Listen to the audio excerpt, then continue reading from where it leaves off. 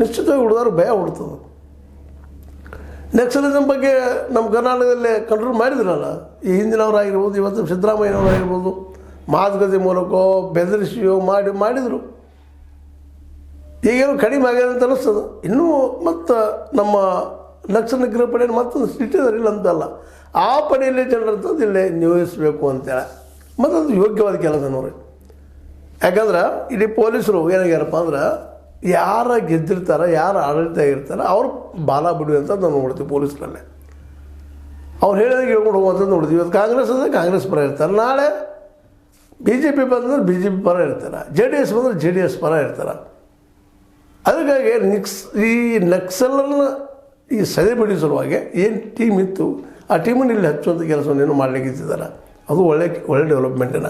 ಇದಕ್ಕಿಂತಲೂ ಇನ್ನೂ ಅಷ್ಟೇನಪ್ಪ ಅಂತಂದರೆ, ಇಲ್ಲಿ ನಮ್ಮ ಸಂಪ್ರದಾಯದ ಮೇಲೆ ಮತ್ತೊಂದು ಹೆಸರ ಮೇಲೆ ಇವತ್ತು ದೇವದಾಸಿ ಪದ್ಧತಿ ಸ್ವಲ್ಪ ಕಡಿಮೆ ಆದಂಗೆ ಅನಿಸ್ತದೆ. ಇನ್ನೂ ಏನು ನಿಂತದ್ದು ಎಲ್ಲೋ ಗೊತ್ತಿಲ್ಲ, ಬಟ್ ಕಡಿಮೆ ಅದ. ಆದರೆ ಬಾಲ್ಯ ವಿವಾಹಗಳು ಮಾತ್ರ ನಿಲ್ತಾ ಇಲ್ಲ. 700 ಬಾಲ್ಯ ವಿವಾಹಗಳಾಗಿದ್ದಾವೆ. ಅದನ್ನು ನಿಲ್ಲಿಸ್ಬೇಕಾಯ್ತಲ್ಲ ಇಲ್ಲಿ ಅಧಿಕಾರಿಗಳು, ಪೊಲೀಸರು. ಸಾಧ್ಯದ ಅವರಿಗೆ ಕಾನೂನು ಅಡಿಯಲ್ಲಿ ಎಲ್ಲ ಮಾಡಲಿಕ್ಕೆ ಸಾಧ್ಯದ, ಆದರೆ ಮಾಡ್ತಾ ಇಲ್ಲ, ಕಾನೂನು ಪ್ರಯೋಗಿಸ್ತಾ ಇಲ್ಲ.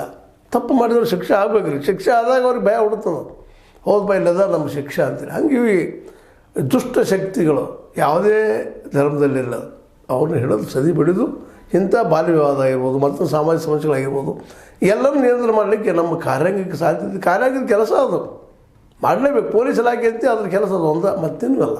ಅದರಲ್ಲಿ ಬೇರೆ ಮಾಡಬೇಕಾಗಿಲ್ಲ. ಹೌದು, ಸಿಬ್ಬಂದಿ ಕೊರತೆ ಅದ, ಪೊಲೀಸರ ಕೊರತೆ ಅದ, ಒಪ್ಪು ನಾವು ಮಾತಾಡಿ. ಬರೀ ಎಷ್ಟು ವರ್ಷ ಹೇಳೋದ್ರ ಕಾರಣ